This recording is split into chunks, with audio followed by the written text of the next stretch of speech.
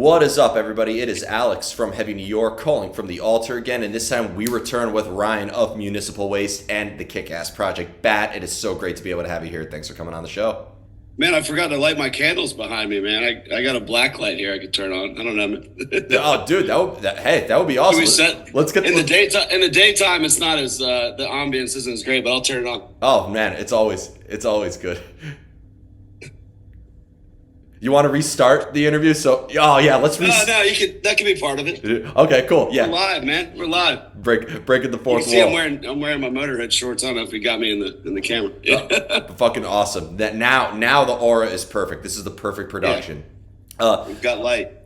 But it's so awesome to have you here, man, because Under the Crooked Claw is just an absolute thrasher piece. It is insane, uncompromising from start to finish. Thank you for this album. For people who haven't heard the full-length album yet, though, do you feel that the first singles that we did hear so far, such as Street Banger and Right for Exorcism, is like a good representation of this whole album, or is that just one little taste of what's to come? I feel like every song's got its own dynamic. So, I mean, I can't wait for people to hear the whole thing. That's crazy. You've already heard it. I guess, would you get it on Monday? Yeah. I don't think, that's amazing. I've been sitting on it. The band has been sitting on it for like almost 2 years. We're just waiting somewhat patiently for people to hear it. But I think every song's its own beast. Street Banger is a completely different entity from Right for Exorcism. So I wanted to give people a taste of like the full spectrum of it, Yeah, well, because the last Bat album, I believe, was from 2016, which was Wings of Chains, right? That was the last time we got a full-length album. So was the vision or the idea to kind of like make a continuation of that, or being that you put out an EP in 2019, that it's more or less like connected to that more so? I mean, it's been a completely different world since Wings of Chains in 2016. We have Chris Marshall on drums. We actually wrote songs in the same room for the first time with the drummer. Like originally with Wings of Chains, me and Nick would write riffs, send them to Felix. He would like maybe listen to them, but we would record them right when he got in the room. So and Felix is a beast. So, I mean, he could pull it off, but I mean, that's what made that stuff so straightforward without, transitions and stuff. It was just kind of like, let's just go, drop the drums on. These songs we wrote with a drummer, and I think you can tell with the flow of them that it was like three people in a room writing music as opposed to just really just cut and dry stuff. I've noticed that there was a real organic nature behind it too, and you're probably the first person with the thousands of interviews I've done now, you're probably the first person I've interviewed in a very long time who said, yeah, we all got in a room together and made it, because which is crazy to me, because that's how every other band did it. I mean, the only reason we did it like that with Felix is because he lived in Texas and we were in Virginia. It was a long distance. But we're from the old school. It's like you go in a practice room, write the songs together, and then you go in a recording studio and play the songs together live. And I mean, we don't play to a click track. We didn't play to a grid. It might be easier when I go back and do vocals to play to a click, but it's just, that's why it's organic, I mean, yeah. We don't know any other way, really. Well, I think that there's a real organic nature behind every project. Like, I think it's within your riffing style, too. It's raw, but it's also fast and intense. You know what I mean? Like, I don't feel like that. I don't know what your rig is whole setup to be like, but when I listen to your riffs, whether Municipal Waste or this or any project you've been involved with, there's a real crunch to it. Like, it really has like a different playing style, but it really has sort of like an Angus Young sort of effect to it. Well, I got to give Nick Polis credit for that. I mean, because Nick's the guitar player in Bat and, obviously now in Municipal Waste.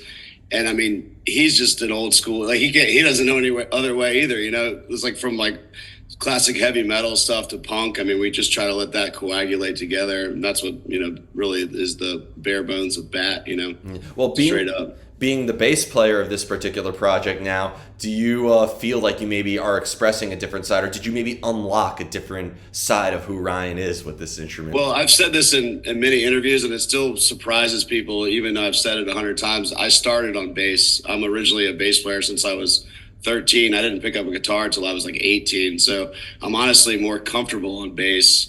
I love playing distorted, and, Geezer Butler is a big hero of mine, obviously Lemmy and countless others, but I champion the bass. I like it if it's a three-piece. I like the bass to be loud and almost serve as a rhythm guitar. So because when he goes into a lead, I'm the only one holding it down. So I feel like I play bass like a guitar player and I play guitar like a bass player, like just real rhythm oriented. So I think once people hear that, they go, oh yeah, it is kind of like that, because Nick's a phenomenal lead player.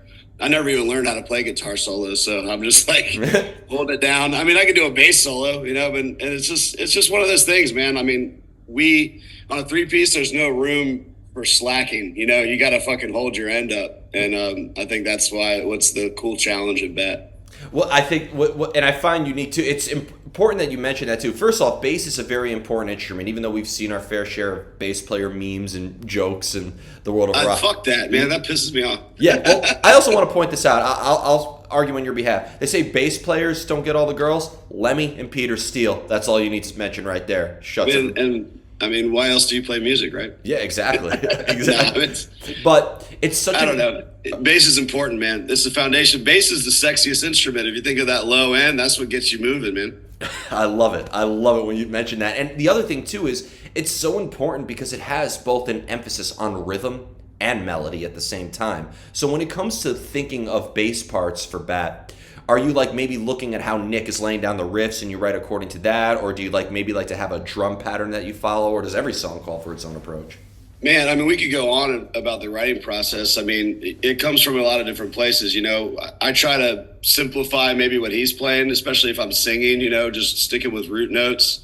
And, when there's little pockets of time to shine, like at the drums or guitar and doing something, that's when I throw a little run in there. So it's just really picking your places with bass, and like when I was like a teenager in my early 20s, I would be all high up on the neck doing crazy stuff. Like I used to play in a heavy metal band called Immortal Avenger, which later became a version of this band Vulture. And I was doing all this crazy stuff on bass. And I'm like, the older you get, you kind of realize you have to hold down that pocket and you can't be showing off on bass. So here and there, throw some little wacky stuff in, but it's really just keeping it simple on bass and riding out the root notes. I do play right with the drums. Like if it's a DB pattern, I hit every note with them instead of just do is do. You know what I mean? It's like kind of, I definitely play right with the kick in Bat, and I try to just keep it dirty behind it. Well, and the other thing too is being that you're also technically like the front man and the vocalist, bringing the vocals on here too.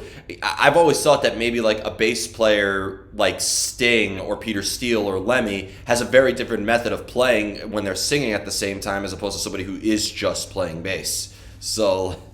And that just comes with practice of playing live. Like I just dove into being a frontman singer. I never thought I would be singing in a band, and I've always just been a instrument player. But it really it's about turning your brain off and just throwing yourself in there and just challenging yourself. And I mean, it just comes with practice and just playing live. Like Sting does a lot of stuff where he's playing something completely different than he's singing. So I mean, if you're singing right with the music, I mean, it's easy, but the challenge is to like do something off time with what you're singing. And I always am impressed by that. Yeah. One bass player now, different genre, but this band called See You Space Cowboy. I don't know if you heard of them yet, but great post-hardcore band. And their singer, everybody in the band sings. So their bass player is just like the back is like, he has his own vocal parts, but not only is he doing something completely different, it's a completely different range. He has like a high pitch, like soprano like vocals while tuning the low end to the bass. Like how the fuck?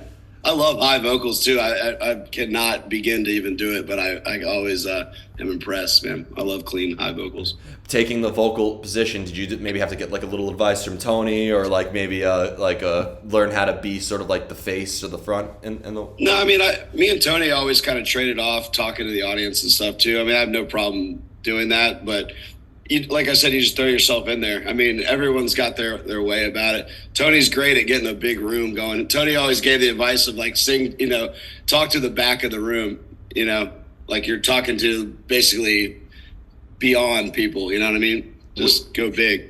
Which is, and you know what? That makes a lot of sense, because the first time I saw Municipal Waste, and it took me long enough, and I apologize, but when you guys did the Warsaw show with Nuclear Assault and Toxic Holocaust. That was a good show. Fantastic show, and I'm so glad that venue is back too.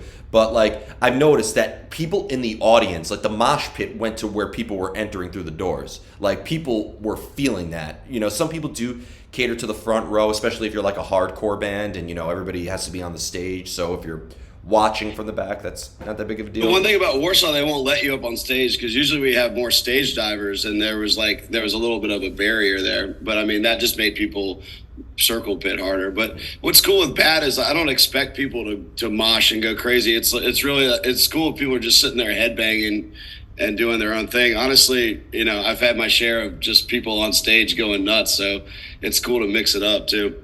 But I mean, the music, sometimes stimulates a mosh pit, which is cool too. As long as everyone's rocking. Definitely. I mean, I think maybe Warsaw gave up on the stage diving thing because when Integrity and All Out War played there, that place was a fucking mayhem beyond belief. So, but when you are playing, especially in music as heavy as Bat, for example, and you're singing and playing bass, there has to be a moment where you have to be also kind of static. You're confined to the mic stand as you're playing. So is there almost kind of like a form of discipline, I guess, for lack of better words, that you have to like maintain too? Yeah, I mean, I stopped drinking, and I don't drink anymore when I play. So that actually helped me keep my voice a lot better. There's little moments where I can walk over and rock with Nick, but it's really just timing yourself back to the mic. It could become second nature the more you do it. You kind of go to a different place when you're out there. I just really enjoy it. I kind of just lose my mind. And then you're approaching things from a lyrical standpoint. So I never thought I would, when I interviewed you last year to discuss Municipal Waste, I never thought I would be asking you this question, but are you thinking things from a lyrical standpoint too? Like, do you maybe think of a lyrical idea that could help guide the sound with the song? Yeah, all the time. It's actually been my favorite part of it. I've always enjoyed writing, creative writing since I was a kid. My mom was a teacher and read to us early on. So I've always been a fan of stories, creating my own kind of fantasy stories. So I get excited to write. Like, we'll write a song, I'll go home and write the lyrics that night. Sometimes I'll have like a concept ahead of time. Like Ritual Fool, for example, I wrote the lyrics before we wrote the music, and it's just, you get an idea and it's like you kind of work it around, and it's a cool way to song. I feel like it's an old school way of songwriting, like songwriter style. You write lyrics and kind of fit the music around it. So it's cool to do it a few different ways. It keeps it from being monotonous. Do you approach lyrics from like a very personal spot? Is it always coming from within, or are you maybe like looking at external sources of inspiration and maybe This is the first record, this Under the Crooked Claw, where it was actually, I took some more personal stuff or more current event stuff for the first time, because I usually keep the political and state of the world aspect out of my music. It's more just, just having fun or creating our own mythology, whether it be waste or bad. But I mean, we were in the pandemic, the riots were happening. There was so much like turmoil in the world. Like, I wrote a song called Bastardized Force about anti police brutality song and like systematic racism, and I was just like an anti shitty cop song basically, and we were just living in an angry time, and especially in our city in Richmond, Virginia, we were tearing down all the monuments and stuff, and I was like, I'm gonna write about this, and just it comes from our more like DIY punk ethic too. So I mean, there's actually some songs that aren't just about monsters flying around. Fair enough, well, that's something I find unique too, especially because Tony has Iron Reagan and then goes back to Municipal Waste. You have Bat coming back to Municipal Waste, so it almost seems like you have like you have Municipal Waste to really like where anything kind of goes, and then you're kind of able to like bookend it with your other projects in a way. Yeah, I mean, I feel like there's no limit with Bat too. I try to keep it like that, and I sing a lot of. There's like a song about the video nasties of the 70s and 80s, the song Horror Vision, where I just reel off horror movie titles, and I'm having a lot of fun with it, man. I mean, you're one of the few that have heard the album, so I mean, you can attest to, I don't know, you probably don't get lyrics with the promo, but you can hear what I'm saying. Yeah. I try to I'm really about audible vocals. I feel like you can pretty much understand everything I say. Yeah, you have I like to enunciate. Well, and you know what? I find that the case with Bat, and I find it with Municipal Waste. Anybody who says, I can't listen to this heavy music because I can't understand the words, I feel like both of your projects completely contradict that. I call that stuff kill your mother, kill your father music, because that's what people called it when I was a kid, when they think about death metal. Oh, really? And obviously I'm joking. No, that's a joke. That's something that parents say. Oh, really? We upgraded it to just kill everyone music, but... Yeah. But Killing Parents is totally fucking 80s. It's out, man. yeah, that's totally, yeah, fuck that shit. But when it comes to the lyrics in itself too, depending on what you're singing about, if it's more politically driven or if it's more like horror inspired or whatnot, does it maybe resonate with you differently, or do you channel a different energy in the execution of that song? I mean, I was basically not just trying to do the same thing over and over again. That's why I brought in some current events for this new one. But I just, I mean, you don't think about that kind of thing. You write as you go, and a lot of this just came together organically. Like this was during the pandemic too. We wrote all these songs. We had never had actual time to sit and write with Bat. I'd always be on tour, always be out with the Waste, and everything. The world stopped, and we sat in a room and wrote this whole record, and it really got me through it, man. Like it got all of us through it. Like just sitting in a practice room, me, Nick, and Chris, and it's weird. It sounds cliche, but the songs came together like a movie rock band. It's like, hey, I got a riff, I got a beat, I got some lyrics. Let's make a song. It was really that easy between the three of us, and it just made us happy. You know, we were in there twice a week cranking this shit out, man. And I gotta tell you, I don't know if it's almost unfortunate or if it's like a cruel twist, but when times, whether within ourselves or the world, when times are at their worst, art is really at its best. People do say that, and there's a lot of truth to it. You know, usually everyone says that, like, oh, if there's a shitty president, then punk rock gets better. But the whole world sucked, and I feel like this was the one saving grace for me. Also, got to write a script, finish my film script in the pandemic too. So, I mean, I made use of my time when I was off the road, man. That's really good to hear. I mean, it is kind of true though, in a way where, like, I mean, look, I was saying when we entered lockdown, whether it was going to be for 3 months or 3 years, we are going to enter the best, like a new age renaissance. And I'll just say this, it's not just with music, you know, I'm very much involved in the art world too. When I was going to galleries pre-pandemic, the work was horrible. I'll just straight up say that work was beyond shitty. It was little dots on the wall of, like, you know, and calling it art or whatever. Now that gallery shows have been happening, the artwork has been amazing post-pandemic, and I'm hearing some of the best albums. I'm reminding myself now why I loved metal when I was a young teenager, you know what I mean, from seeing the work that has spawned from this. I mean, it sucks that we had to go through this, but I think maybe the pandemic almost kind of gave like a turbocharge of artistic inspiration. I mean, it helped for me. You know, we should have one every 5 years. Maybe rotate it. Like, you know, we had a pandemic before. Let's do something different. Maybe like another war or something. Oh, it'll happen. Something's gonna happen. Fair enough. But here's a little debate I like to have with artists. When it comes to the inspiration, to get that creative drive, can you really go looking for that? Is that something you could really seek out, or do you just kind of have to let it strike you? It happens, man. It always, like, I'll either hear something, watching a movie, or say something, and I'll just write it down, and it just becomes a song and a concept. And I'm constantly doing that. And it's not always just from me. It's from something I hear, something someone says, and yeah, that's the way to do it. It's like looking for a ghost or looking for a UFO. If you're looking for it, you're not going to see it. It's just going to happen to you.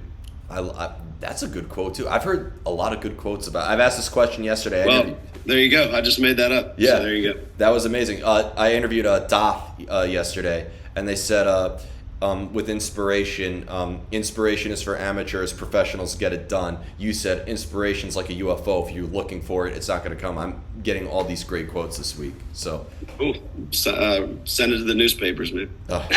Maybe, and then we'll finally have something inspirational and intelligent to have in the papers. Right. And you mentioned you're working too on a movie script as well. So with your interest, was this sort of passion that you just discovered from the pandemic, or was it always something that you were fascinated about? Man, so, you know, obviously you're probably a horror movie fan, a heavy metal fan, and anytime the two combine in a movie, I'm obsessed. You know, there's about 15 heavy metal horror movies out there, from Rocktober Blood to Shock 'em Dead. Obviously everyone knows Trick or Treat and Black Roses and everything, but I've been obsessed with that since I was a kid. You know, anytime you see a band in a movie, you're just like, oh, you know, and if there's blood and practical effects, even better, you know. So I became friends with Norman Cabrera, who actually did a couple of videos he did the Right for Exorcism video for Bat most recently. And he worked for Rick Baker since 1984, making practical effects in the film, you know, world. We became friends. He's a metalhead, and I had this script idea since 2013. So I started this talk show called Living Fast, and I was doing kind of like a video cast thing where I talk about heavy metal, and I got to do this skit with John Gallagher from Raven. He was my first guest. Hell yeah. Great Where guy. he pops out of my bathroom with smoke. I'm looking at a Raven record and I'm like blown away, wind blowing in my hair, and like this rocker pops out of my bathroom. And I did that setup, next to the interview, and I was like, well, that was the most fun part about doing this talk show, was like this setup kind of skit thing. And I was like, I want to make a movie that's all that, basically all heavy metal, horror based, and practical effects. And so I sat on this idea over 10 years, man. And, obviously I'm a busy person touring, so it kept getting put on the back burner for years. And it wasn't until I teamed up with my friend Jamie Thompson, who's like an editor, Scottish guy, that we started writing together.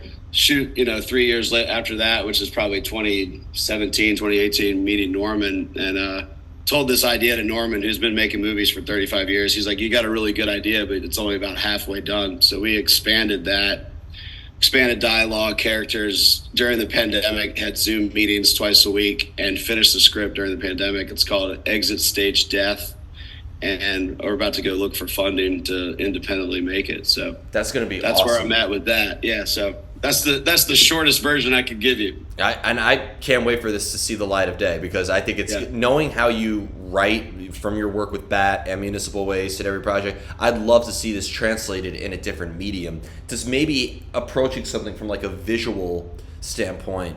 Maybe did that open up new ideas too, in a way, to how you bring music? What it originally was, it was my last ditch attempt at doing my heavy metal band Vulture. We had all the bad luck kind of happened to us. We lost a couple members. Our drummer passed away. Lost our singer.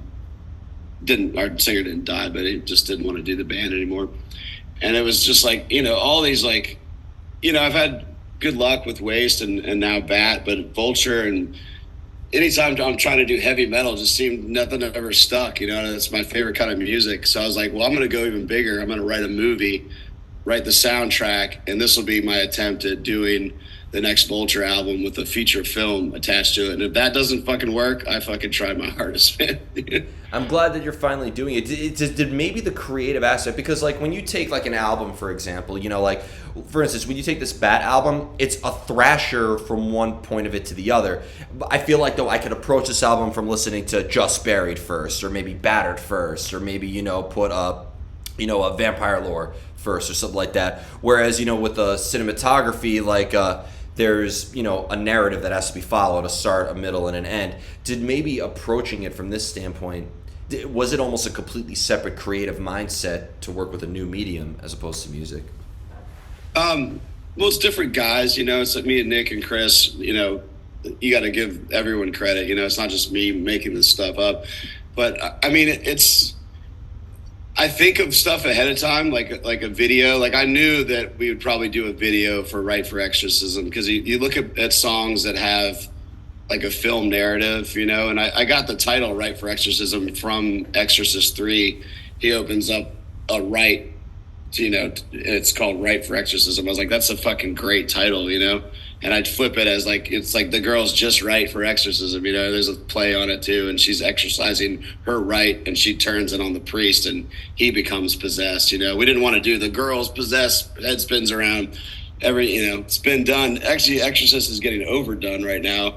We wrote this song almost 5 years ago. Now there's 3 fucking Exorcist movies out now. It's like, oh, great, Now our video comes out. So at least we have a different spin on it. And Norman was the one that came up with, well, what if the priest turns, And it was our way to do a cool face melt. I actually have the mask right here. I'll grab it. Please. I love your whole freaking cave, by the way, man. You got like the great... Yeah, I'm going to do a walkthrough of this room, but hold on.